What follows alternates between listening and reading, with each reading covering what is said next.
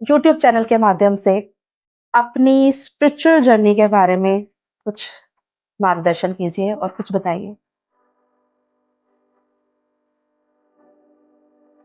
इस विषय में जो है, जैसे हम बचपन में थे, पहले तो हमें कुछ पता ही नहीं होता था कि हम गलियों में खेलते थे। धीरे धीरे मुख्य तो ये कि गुरुजी कथा करते थे, तो गुरुजी कथा करते थे तो हम लोग थोड़ी सेवा में होते थे बाहर, तो वह सुनते भी थे कथा। तो उन्होंने जब कथा सुनाते थे तो गुरु अमरदास महाराज जी का प्रसंग सुनाया।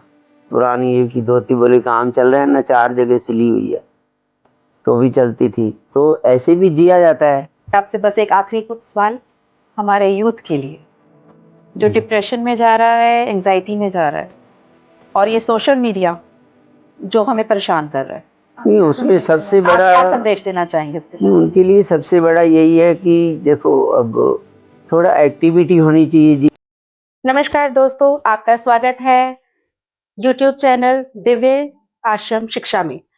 इस चैनल में हम भारत के अलग अलग आश्रमों में जाएंगे और वहाँ के गुरुजी से, वहाँ के संतों से हम बात करेंगे और वो अपने अनमोल वचन हमारे सामने रखेंगे। तो आज मैं सबसे पहले आई हूँ टिकाना सतीभाई साईदास में, जहाँ पे हम श्री राम सुखदास जी से बात करेंगे। जय श्री राम महाराज जी, आपका स्वागत है हमारे यूट्यूब चैनल में। जैसे महाराज जी, आपने हमें टाइम दिया, हमारे YouTube चैनल वाले दर्शक और हम आपका बहुत बहुत आभार व्यक्त करते हैं कि आपने हमें इतना कीमती समय में से अपना टाइम निकाल के हमें दिया।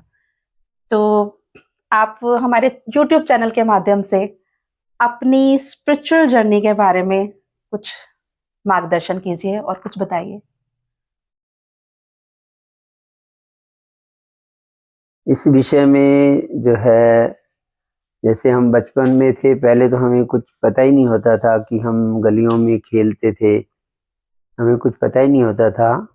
लेकिन जब से मैंने इसे गुरुजी की शरण ली, ऐसे ही दर्शन करने चला गया, तो वहाँ गुरुजी का, बड़े गुरुजी उस समय चलाना कर रहे थे, तो उस समय वो कीर्तन करा रहे थे। आखिरी समय में उन्होंने अपना समय भी बता दिया था कि मैं शाम को जाना है मुझे, तो उन्होंने जाना था। तो उन्होंने कहा कि यज्ञ संपूर्ण हो गया, तो उन्होंने बोला कि नहीं, अभी यज्ञ को अभी 2 घंटे लगेंगे। बोले मैं 2 घंटे बाद जाऊंगा। तो उस समय हमारा यज्ञ बस स्टैंड पे स्कूल है वहाँ होता था, तो आश्रम शहर के मध्य में होता था। तो उसमें फिर 2 घंटे बाद फिर जैसे सारे महाराज जी की सवारी आश्रम में वापस आ गए, तो उसके बाद फिर महाराज जी ने शरीर छोड़ा। तो उस समय हम उनके कीर्तन कराते समय पे एक बार बस दर्शन करने गए थे, भागते भागते। अच्छा। फिर अगले दिन भी हम शाम को उनके दर्शन करने गए, उनके उसमें समाधि अवस्था में थे। तो उसमें दरबार में उनको लिटाया हुआ था, दर्शन करने गए, पाठ चल रहे थे। तो उसके बाद फिर मैंने और भी कई गुरुद्वारों में जाता था, और भी कई जगह जाता था, तो वहाँ भी थोड़ी देर शाम को रहरास साहब पढ़ना, गुरबानी से मुझे अच्छा लगाव था।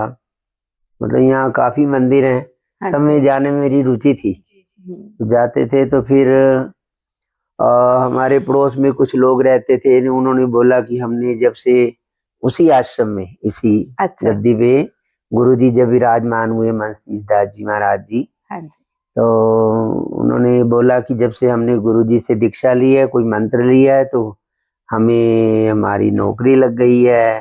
तो फिर मैंने मम्मा से कहा कि मैं भी अच्छी बुद्धि के लिए गुरुजी से कुछ मंत्र लेके आता हूँ। मम्मी ने कहा जाओ।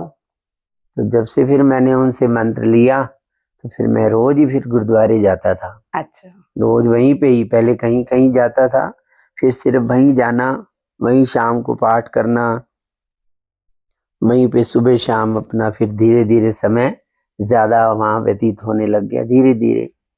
मुख्य तो ये कि गुरुजी कथा करते थे, तो गुरुजी कथा करते थे तो हम लोग थोड़ी सेवा में होते थे बाहर, तो वह सुनते भी थे कथा। तो उन्होंने जब कथा सुनाते थे तो गुरु अमरदास महाराज जी का प्रसंग सुनाया कि वो कैसे सेवा करते थे। गुरु अमरदास जी महाराज जी बस वो प्रसंग सुन के मुझे लगा कि मैंने भी ऐसे जीना है, मैं भी ऐसे सेवा करूंगा। तो उसके बाद फिर अंदर बैठ गई जगह, बीज बो दिया गया अंदर। तो होता तो ये है उनकी मर्जी से कि वो कृपा करते हैं। जब परमेश्वर की, गुरु महाराज जी की कृपा होती है, हमारी किस बात पे वो रीझते हैं, किस बात पे प्रसन्न होते हैं, तभी ये चीजें अंदर अंदर एक तमन्ना पैदा होती है कि मैं ऐसे जीऊंगा। तो मेरे को शुरू से ही झूठ बोलना तो मुझे पसंद ही नहीं था, पहले से ही। तो झूठ नहीं बोलना चाहिए, व्यक्ति को सच ही बोलना चाहिए। तो जो सच पे रहता है, पहला धर्म तो यही, पहली सीढ़ी यही है कि आप जीवन में सच्चाई को ले आओ। तो उसके बाद फिर धीरे धीरे जैसे गुरु जी से स्नेह होता गया, समय बीतता गया, तो फिर मन एक दिन आया कि बस उस दिन से ही मन में सहजता बन गई कि बस मैंने इधर ही आना है। तो फिर मेरे को इधर लगाव नहीं होता था किसी चीज से भी, किसी चीज में बनने से या किसी चीज में मुझे लगाव नहीं होता था। ये गुरु जी की कृपा थी। तो गुरु जी आपके की माता रोज, पिता, वो कलानौर है ना, कलानौर थे, हाँ जी, तो उन्होंने बहुत कहा, रोका, बहुत प्रयास किए गए, पर अंदर पता नहीं, अब गुरु जी की कृपा थी। हम ये चीजें मैंने पहले भी कहा कि ये उसकी कृपा के बिना नहीं हो सकता। तो वो जब लेते हैं, मोड़ देते हैं, तो वो फिर पक्का ही कर देते हैं अंदर से। तो बहुत मनाया, फिर मैंने जैसे कैसे करके, अब इन बातों को नहीं कहना। हाँ, नहीं, तो माँ बाप ने फिर अच्छा कहा कि अच्छा तेरी मर्जी, मतलब कि जो स्पिरिचुअल जर्नी थी आपकी, वो वहां से स्टार्ट बचपन हो से ही गई। शुरू हो गई नहीं, एक मैं तरह से। 18 साल की उम्र में इधर आ, मेरा वैसे 9वीं क्लास में मैंने आना शुरू कर दिया था गुरुद्वारे। जो इंसिडेंट हुए ना उस समय, महाराज जी का जैसे शरीर शांत हुआ, बड़े गुरु महाराज जी का, तो उस समय से मैंने धीरे धीरे आता था। तो लेकिन इस तरह से दीक्षित होना, मैंने गुरु मंत्र उनसे शब्द लेना, रोज आना, फिर ये मेरा 1981 में शुरू हो गया था, 80-81 में। तो उसके बाद फिर मैं इधर ही ज्यादा समय देता था कि आना, कॉलेज जाना तो भी वहीं आ जाना, फिर वहीं रहना, फिर रात को भी वहीं सो जाना, सवेरे आरती करके फिर आना, ऐसे ऐसे होता था।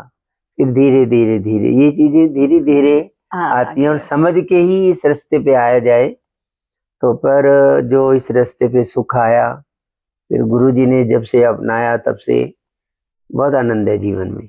ये हकीकत में तो सच अंदर में से सुकून रहता है, अंदर से हकीकत में शांति और सुख रहता है। चाहे हम कितनी अब भीड़ में भी होते हैं, तो भी हम अंदर सोचता हूँ मैं, हम सही रास्ते पे हैं, हम गलत नहीं है। और भगवान जी की शरण में वो जो करवाते हैं, जैसी सेवा ले रहे हैं, कभी किसी तरह की सेवा लेते थे, अब किसी तरह की सेवा ले रहे हैं। तो सेवा करनी है, गुरु जी की है।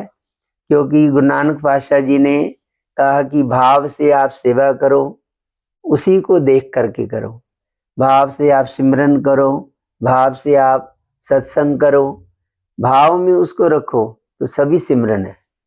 आप सेवा करो, उसमें भाव में ईश्वर रखो, ये भी सत्संग, ये भी सिमरन है। और सिमरन करो, वो तो सिमरन ही है। तो ये सब चीजें फिर धीरे धीरे गुरु जी की कृपा से प्राप्त हुई। तो धीरे धीरे आज जैसे जैसे गुरु जी के, उनकी प्रेरणा से चलते रहे, उनके बताए मार्ग से चलते रहे, तो उनकी कृपा से आज भी ऐसे चला जा रहा है। पर है वो सब गुरु जी की कृपा है, सब उनका ही, आज भी वही है। आज भी उनके सामने ही रहते हैं हम, तो उन्हीं को सामने रख के चलते हैं। उनको पता है कि हम कहाँ गलत करते हैं, कहाँ ठीक करते हो, तो देखते ही हैं। हाँ, क्योंकि मैं आज देख रही थी कि सब